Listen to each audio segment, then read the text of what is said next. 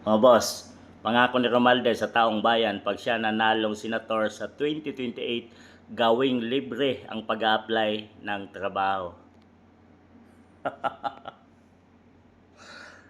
Hintayin pa yung 2028 mga boss.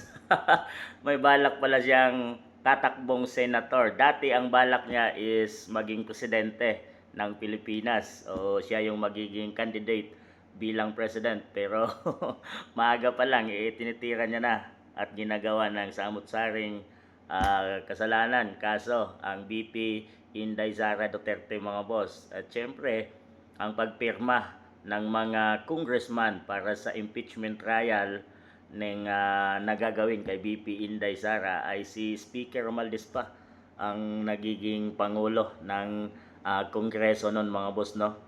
At ngayon ay balak niyang maging senator sa 2028 dahil pornada yung kanyang ambisyon na maging presidente ng Pilipinas at may pangako mga boss, gawing libre ang pag-apply ng trabaho. Paano ka mag-apply ng trabaho? Wala ngang mga opportunity ng trabaho ngayon sa Pilipinas dahil nga sa wala namang proyektong ginagawa ang Pangulo ng ating bansang Pilipinas na si PBBM. Wala namang mga build project sa kanyang termino. So paano magkakaroon ng walang pumapasok or konti ang pumapasok na investment sa ating bansang Pilipinas, nag-invest dahil sa kawalan ng tiwala, dahil sa mga nangyayaring korupsyon sa ating bansang Pilipinas ngayon. Kaguluhan mga boss sa walang matuwid na direksyon ng administrasyong PBBM mga boss. Yan ang katotohanan. Pero ito mga boss, may ambisyon na naman sa 2028. Matatakbong senador mga boss. Hindi nga niya napaayos ang kongreso. Doon naman siya siguro mag-asik ng lagim sa Senado mga boss. Siyempre magiging ano siya doon mga boss, head ng Senado, no? Pwede siya doon.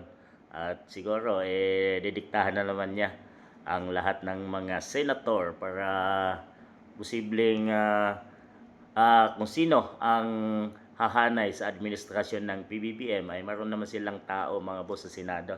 Ayan naman si Speaker, dating Speaker Martin Romualdez ang nag-aambisyon ngayon. Malayo pa man mga boss ay naghayag na ito. Gawing libre ang pag-apply ng trabaho.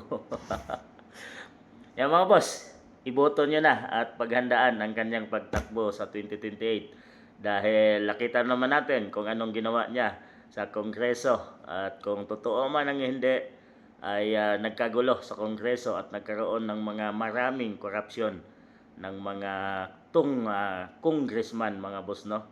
Contractors, budget insertion at talagang nagkagulo ang budget ng ating bansang Pilipinas sa pamamahala ni Speaker Martin Romualdez at may ambisyon naman siya doon sa Senado mga boss at magiging hari or may magiging tao sa Senado ang administrasyon. So abangan nyo mga boss at kung siya nga ay tatakbo sa 2028 ay iboboto nyo ba bilang senator itong si dating Speaker Martin Romualdez?